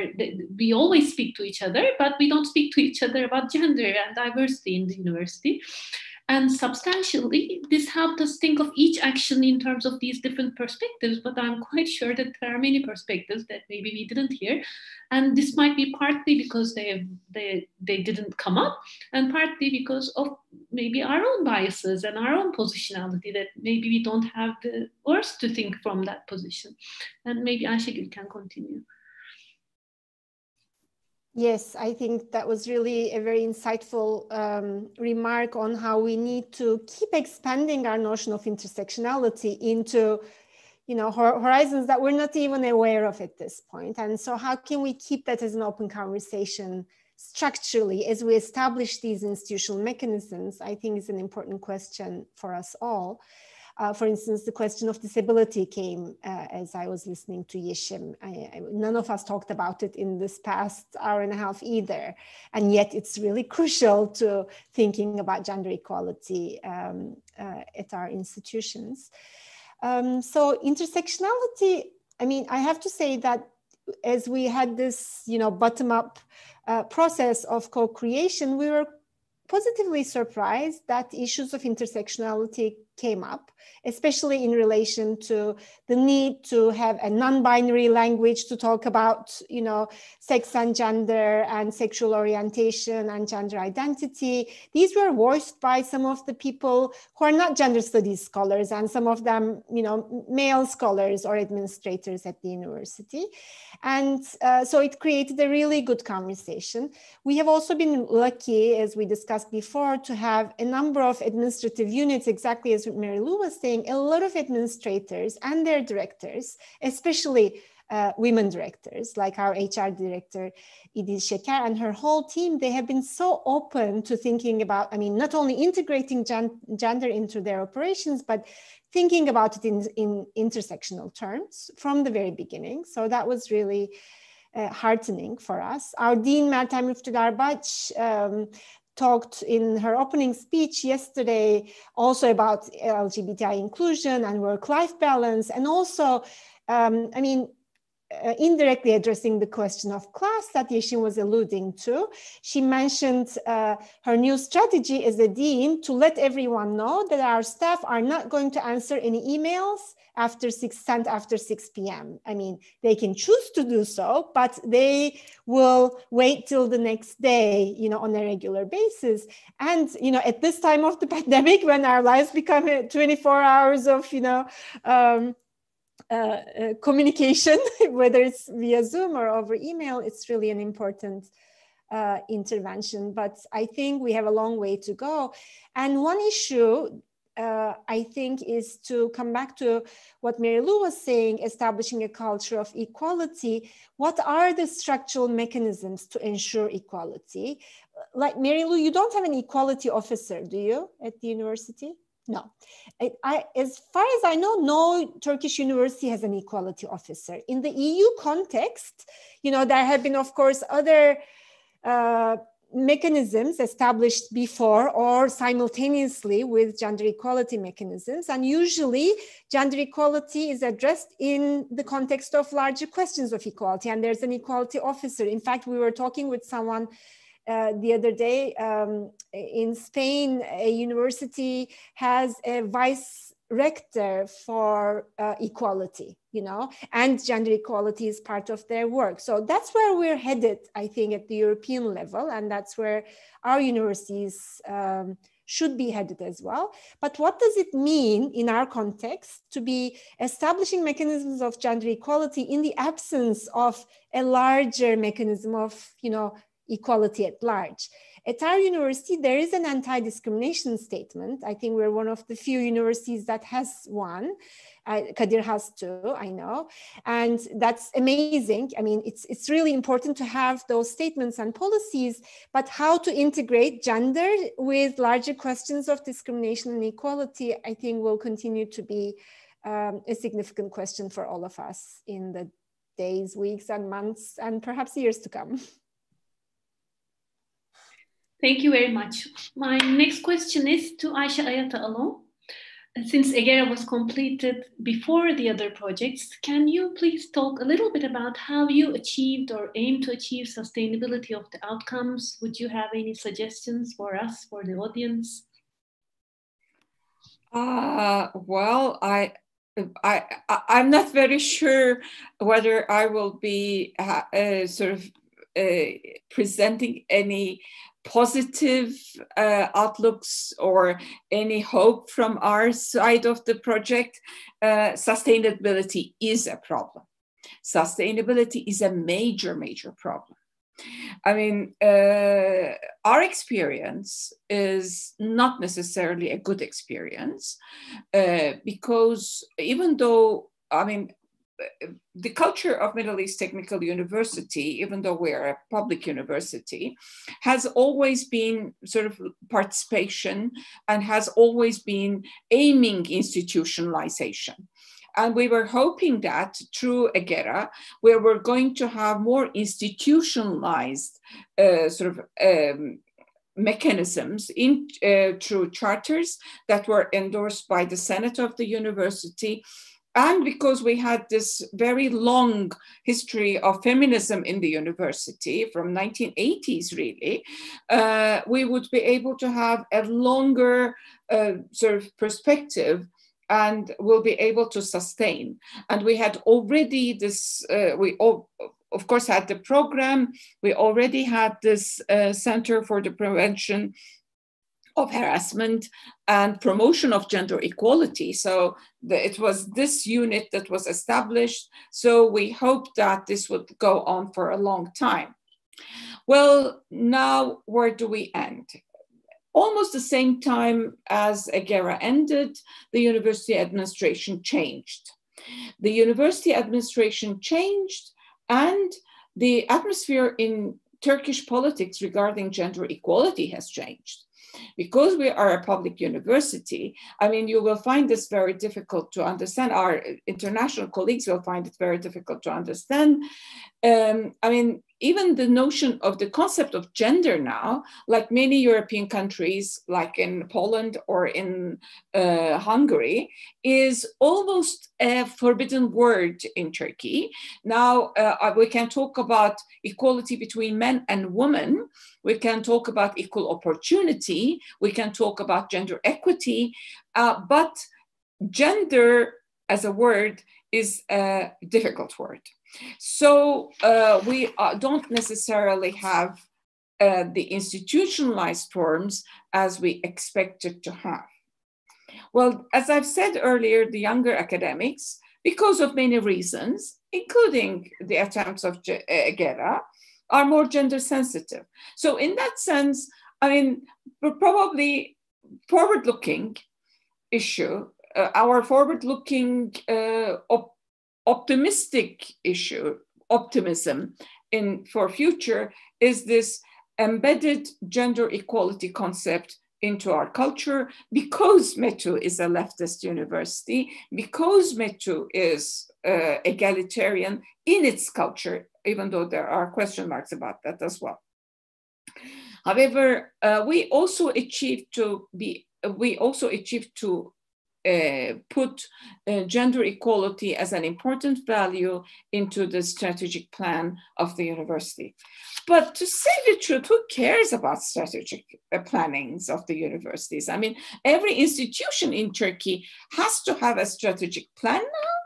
I mean, from banks to universities, to ministries, to everywhere, there is a strategic plan, and it's only of use if you want to use it. Otherwise, who cares? So what is happening now is that the university administration is very much worried about flaring up the gender equality demands in the university.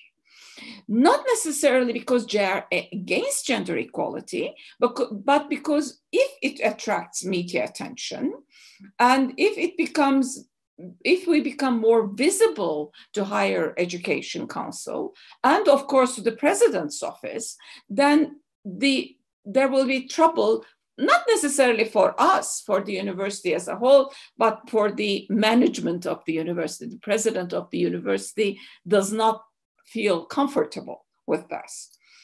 I have to also admit one other thing. I mean, there is so much pressure on the academics of the university, including the feminists in the university, that they have so many more concerns that in a way, we are also agreeing. There is kind of a tacit bargaining going on, that we're trying to preserve what we have already gained. That is to say, we're not changing the name of our program. We're not making it into, we're not sort of eliminating gender from the concept gender from our program. We're not we are still talking about gender equality in the university, but we are not sort of pushing anything further ourselves. So in a way, I mean, we are self-censoring. This is not necessarily something good. I do agree that there are problems with this. This is something that we are debating amongst ourselves, but we know that, I mean, if there is some kind of a clash between the university and the Higher Education Council, we will be the losers. I mean, by this, we mean the gender sort of program, gender experts, and so on. So, I mean, this may not be very wise. This is a disputed issue amongst ourselves, but I mean, I think this is what is happening. This is the reality, really. I mean, for example, let me give you this. The LGBTI group, I mean, there is an informal, very informal, unlike sort of Kadir Has, unlike other private universities, there is no open LGBTI group, but there is an LGBTI group with other names. And they wanted to have sort of parade in the university campus. I mean, there was police in the campus. They were crushed by police. I mean, I'm not talking about, so what do we do? For example, we said that, well, all right, then don't parade, but let's try to have this in a closed space. Let's try to talk. So we're trying to have a bargaining, and we know that this is stepping back. We know that this is certainly not stepping forward. But I mean, this is the political situation that we are in. So there is, our main asset has been changing culture due to young sort of academics coming from different parts of the world and having more egalitarian culture in themselves, and us helping them, and our sort of the harassment, sexual harassment, prevention of sexual harassment unit in itself, and the gender program. So we have to keep up with that. Thank you so much, Ayşe Hocam. You touched on many important points about the political atmosphere, some of the macro level challenges, of course, in the country, but also across the world, and the bargaining that you have to do, and the fights that maybe have to be fought on, and fights that maybe cannot be fought, and the bargaining that has to be done, which links to my final question. And I will ask it very briefly, and I will, to allow for some time for questions from the audience, and we have some questions, I will please ask each of the respondents to keep their answers short for this final question, maybe 2 minutes each. We know that project-led change is one thing, but it's not the only way. Many projects have been implemented in Turkey now, in the European research area, and there have been also some very important developments. For instance, TÜBİTAK, our National Science Foundation, published a policy document on how to raise the number of women researchers in decision-making bodies, in project monitoring and follow-up processes, and suggesting some concrete actions for prioritizing women's participation, such as creating incentives for childcare, for work-life balance, to, in case of need, prioritizing women for positions, promoting gender balance in research centers, among others. And also very recently, Jean-Éric Paquet, the Director General for Research and Innovation of the European Commission, also announced that legal entities will have to have an equality plan to access funding from the next framework program, and this will be put in place in stages, I think. So these are some very positive macro level changes. On the other hand, there are these also problems of anti-gender sentiments and many other issues that have to be faced and as present to us as challenges. So my question is, and this is also something to open up the discussion, is how do we come together as sister projects and as people involved in this kind of activities change to scale up the work that we are doing to reach a wider network of institutions and people? So the question is, what's next? And if you can answer in a couple of minutes, then I will pose some of the questions that the audience has been asking. In the same order, I guess. Okay. Well, in terms of Turkey, and in terms of other parts of Europe as well, I have to ask the question, with whom? I mean, we can have sisterhood within the projects, but we have to discuss with whom. We can only have it with like-minded, really believing in gender equality kinds of projects and promotion of gender equality in scientific world and in academics and so on. I mean, as I have said just about a few minutes ago, I mean, there is significant pressure coming from the from the reactionary political circles on omitting gender and turning a blind eye to gender equality and going back to the classical gendered roles and promotion of those gendered roles. We know that in Turkey, vast majority of the universities now believe in rather traditional gender roles to be promoted and to be alleviated in terms of their values rather than creating an egalitarian world in itself. I don't think we have anything much to do as sisterhood with them. Of course, in the like-minded projects can come together through different kinds of means. We already have had a number of gatherings together. We already have some digital means now, WhatsApp groups and so on, for supporting each other, including your conference. Thank you. Erilu? Okay. Yeah. Really hard question. Well, I guess a couple of things. I mean,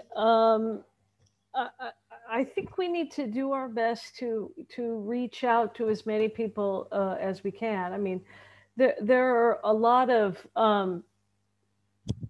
gender/women/ something else, sometimes families, sometimes other things added on to the title. I don't know, I think 80 research centers.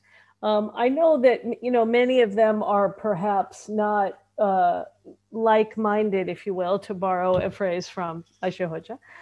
But I still think we need to reach out. I mean, I think this is the place for sort of, to the extent that it's possible, for strategic partnership or strategic sisterhood. I mean, I think that if we can find issues that we agree on, I think we need to rally around those issues. And I think that we don't have to agree on everything, because I think if we wait for that day will never come. So I think that's one thing. Now, that's really hard organizing work.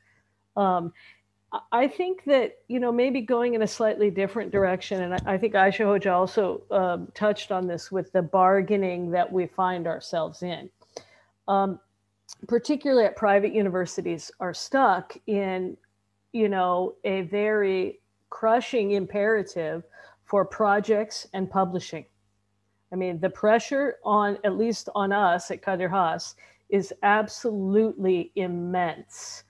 And I think we can use this in the sense of, I mean, I've done this my whole career, which is I can either publish and get projects, or I can do what you want me to do, but these might not always be the same thing. So I'll bring projects on gender equality and LGBTI rights and Kurdish language rights and reproductive rights. So you may not like those topics, but I have project money and I have publication in Q1 publications. So the administration can sort of choose in that regard which one that they want. And at least up until now, they have always chose to take the project money and the publications. So I think, you know, in a way we can kind of use the stuck position that administrators are in against them a bit, if you will. If you know, if I don't like the adversarial language so much, but sometimes I think it comes down to that. I mean, that's kind of a more, you know, maybe a more macro thing. Maybe we can come back later to talk about the role of TÜBİTAK and YÖK in all of this, because I think they have potentially important roles to play. Thank you, Erno. Definitely we need more platforms to keep the conversation going. Yeşim? I was actually thinking a very similar thing when Merlu was talking about the projects and the project money, etc. I was thinking of the current project that we are doing. You know, Guru just, you know, sort of mentioned that briefly when she was introducing me generously. So we're doing this project with the initiative, ICSM, Critical Masculinity Studies Initiative. I am a member of that initiative, you probably know that. So we're doing this, you know, project where we're preparing a training manual to design workshops, you know, with a critical masculinity studies perspective. So this is targeting men. So again, coming back to what Ayşegül was saying, we really need to integrate men more in the conversation. So it becomes, you know, we can cross boundaries of the projects, but as well as some of the, you know, in terms of who is making the effort for gender equality. We need to, you know, integrate more men as well. And I really find the project useful in terms of making gender through projects, because it becomes more serious when you talk in terms of projects, right? So it becomes gender when you do more projects. I know this was not the question. We're trying to think beyond projects, but I'm afraid this is how, you know, our institutions work. And when you do yet another project based on gender, then within the university and sometimes outside of the university, people get to know about you. I mean, through this project, we now have closer contact with the municipality, for instance, different municipalities and very different NGOs, and which I find very valuable, I have to say. They know about us and we know about them. And by the way, you know, shameless self-promotion, but if you're interested, because we're coming very close to the end of the project and the dissemination event is quite close, if anyone in the audience is interested in knowing more about the project, I can just send them, you know, a Google form. They can, you know, put in their contact info and we can, you know, reach them. because we really would like this to be, because this is a social impact project, not a research project. And I find this very important, that gender becomes a continuous, gender becomes, or gender is on the agenda continuously through projects. But also, we've been thinking of, we were talking about strategic, what is that? The strategic, what was it, Marilu? I forgot, sorry. But the name is, we should mention is UNIGEP, right? We shouldn't really forget about that. This is a very important coming together, the solidarity, and also, what should we call it? I really don't know. I was learning a lot from, from all these meetings, and we're working on with Kadir Has, with Sabancı and Özin. We formed this group called UNIGEP, for those who don't know much about it. And we were working on a project to offer to the Higher Education Council, but the timing was quite unfortunate. But I do believe that we will continue this work. So, I mean, working on anything that would, just enhance gender equality on a national scale is quite important, and coming together, I believe, is an important thing to do. And again, I mean, Özyeğin University has very recently become a member in RINGS, the Research Association, International Research Association, for advanced gender studies. So making all these connections, international and national connections, is, I believe, the way forward. To see collaboration and to do more, to do more work together. Thank you so much. Now I give the word to Ayşegül. Then I have two questions from the audience, from our project partners and our keynote speaker that I would like to address. Again, it was really fantastic to listen to your very insightful reflections. I think with the pandemic, the rising authoritarianism globally and in our own context, and the rising anti-gender movements everywhere and here as well, we are faced with, I mean, it is a moment of survival, and doing any kind of work on gender equality, especially in terms of institutional change, has become all the more challenging. And I think everyone who's contributing to this effort needs to be commended and congratulated, including ourselves. So we should not, we should also congratulate ourselves. And we do take a lot of strength and inspiration from each other. But we also, I think, need to acknowledge that Turkish academia has lost some of its best scholars and some of its brilliant gender studies scholars in the last couple of years for having signed a peace petition. As simple as that, in 2016. Really, hundreds of colleagues have lost their jobs, and many of them who had established gender studies, PhD programs, master's programs, and centers, and so on.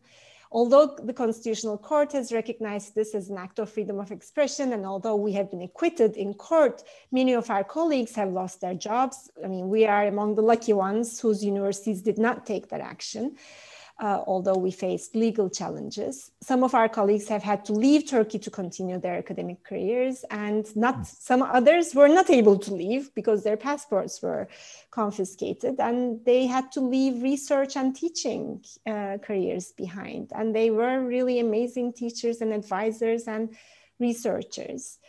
And many of these scholars were leaders and potential leaders in their universities.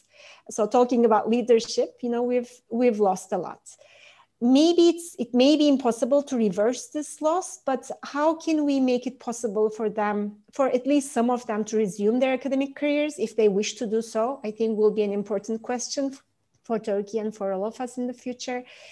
And, of course, not much of this may be in our hands, but we might think more about establishing acts of solidarity with our colleagues who have lost their jobs so that they can at least continue their research trajectories. And I know that there have been acts of solidarity that we have all participated in, but I really hope that we will be able to do more of that. And I would really like to send my greetings and appreciation to each and every one of them, not only for the amazing contributions they've made to this moment where we're able to teach and do research and engage in institutional change on gender equality, but also in terms of the amazing courage they have displayed in this very difficult moment, which I really hope that we will learn from and that we will be able to move beyond with the kinds of solidarity that we've been talking about here. Thank you so much, Ayşegül. Two questions from the audience. Oh, some others are coming, I think. One is specifically about SAGE for Mary Lou, from Maria Lopez Belloso from Gearing Roles. She's saying that I know that one of the activities from SAGE was the endorsement of the SAGE Charter of Principles. She is asking about the reactions you got for the endorsement from university leaders. And another question from our keynote speaker, Mangala Subramania, gave an amazing speech yesterday. And she's asking what may be some of the alternatives to tangible measure for gender sensitivity that is additional to numerical measures. So first question is to you, Mary Lou. The second question is to all of the speakers. I don't know that we got a lot of reactions, to be honest. I mean, I know that each one of our partner countries worked really hard to get as much widespread endorsement as they could. Certainly, we did the same. We, did mass mailings and asked each, rector at each university in Turkey to endorse the Charter of Principles. I must say, though, that I think that endorsing a Charter of Principles is not really the most difficult thing to do, because it is a Charter of Principles. I mean, maybe a first step, a sort of rhetorical move, if you will. So I don't think it brought much reaction, to be quite honest, good or bad for that matter, just because I think that, it's a statement of principles and it doesn't necessarily compel anybody to act. And so at least, I mean, I can speak for us, and in Turkey, we didn't get any, we certainly didn't get any negative reaction, and I didn't hear any negative reaction from the partners.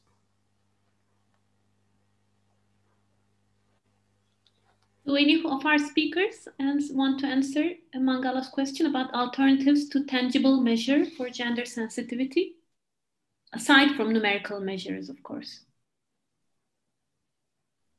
Others can also write on chat if they wish. This is, of course, a very important question, not with an easy answer. I mean, I don't know the answer, obviously. I wish I did. I mean, but maybe it's also about, taking the measure of how people feel in that space in some way, in a more, I guess, qualitative way, in terms of do people feel welcome? Do they feel able to be their whole selves? Are they seen as more than just workers? And people who have, full, whole, complicated both identities and lives. So maybe it's about the ability of people to both feel as their whole selves in that place, and be seen as whole human beings in that workplace, which also happens to be a place of education. I don't know that that's very helpful. I mean, I think for me, that's what I would hope for from my institution, that my institution would welcome all the parts of me and see all the parts of me. I guess maybe I'll put it that way. That's what I would want for my institution. Can I add something to this? I think I'm thinking very much parallel with Mary Lou. I mean, probably the most difficult task we had to deal with was this work-life balance issue. I mean, nobody understood it. I mean, nobody understood that individuals in the university, whatever they were doing, they would not be seen as a worker, and they would be seen as a total individual, and whether they feel themselves to be seen and understood as a total individual. I think in this, there is, this corona issue has raised a lot of problems, but maybe in this there can be advances. I mean, now that people are not separating their private lives as much as they used to do with their public lives, now that many sort of exactly as it is happening now, I'm in my house, and I've been teaching it from my house all through the day, and I can see many of you are in your homes. And now that the separation is not as obvious and the private problems are coming more and more into the public life, maybe the institutions will get into this kind of an understanding where the individual is seen as a whole, and individual sees himself or herself as a whole. It's not only that institutions are not seeing us, but we're not seeing ourselves as a whole either. So this is extremely important. I also want to bring in another issue of this single individuals. Single woman in that sense. And I'm not a single woman, but I've seen that all through this career, the issue of the single woman and single man, in a sense, are somehow overseen, and they're not seen as total individuals in themselves. And I also felt that, they were overburdened by their work because they don't have a family as norm. Well, I don't know what to call this, as most people have, most women have. So these differences between groups of individuals, both men and women, should be important. And I think this should be tackled as important. Of course, that would be the case if we had a normal political situation, I should say. May I add one more thing about this? Because I really find it important to create a space to be able to hear about all these experiences. I completely agree with Merilu on hearing about experiences through qualitative methodologies or whatever. But that means we really need to do. I know it takes a lot of organization, etc., but we really need to physically come together to be able to talk about these issues like regularly. I think it needs to be part of the whole, part of the dynamic, so to speak. People should know that there's this space open for them so that they can go and share their, narratives, experiences, and we should be collecting them in a sort of a systematic way. So it's not just about, how else are we going to hear about these experiences and come up with new ways of, setting criteria, so to speak, beyond the numerical ones. Well, thank you so much to all of our speakers, and thank you so much for everyone who has stayed with us, asking questions, joining this conversation. I thought for a minute I was on mute. But it was very insightful, very inspiring. I myself learned a lot, and I'm sure others also did. And before I close the session, for those of you who would like to be in the group picture, can you please turn on your cameras so that we can take some screenshots? Guru, can I also thank Mangala Subramaniam, Professor Mangala Subramaniam, who is among us right now, and she was our keynote speaker yesterday. Those of you who have missed her talk, I strongly, strongly encourage you to listen to it. It will be made available from our website. She has done a lot of research on the kinds of questions we've been addressing, and it was really a very insightful talk that incorporated a lot of strategies, a lot of critical questions that we need to keep asking, and a lot of strategies. So we thank her again for getting us started at such a high point in this conversation. And thank you, Guru, for your amazing moderation and discussion and contribution, and in imagining and putting together this panel with all your wonderful questions. Thank you. And to our translators who've been translating throughout the whole day. Yes. They are on the Korean Turkish channel. Right. You can listen to them, working so hard, and to all the technical team behind. So. And our the third person on our Gearing Roles team, Ilayda, who's really emerged as an amazing leader, especially in the context of organizing this conference, and is leading the effort with students to add biographies of women and LGBTIs on Wikipedia that we look forward to seeing in the coming weeks. Thank you, Ilayda. So if we're ready for the picture, we can all say gender.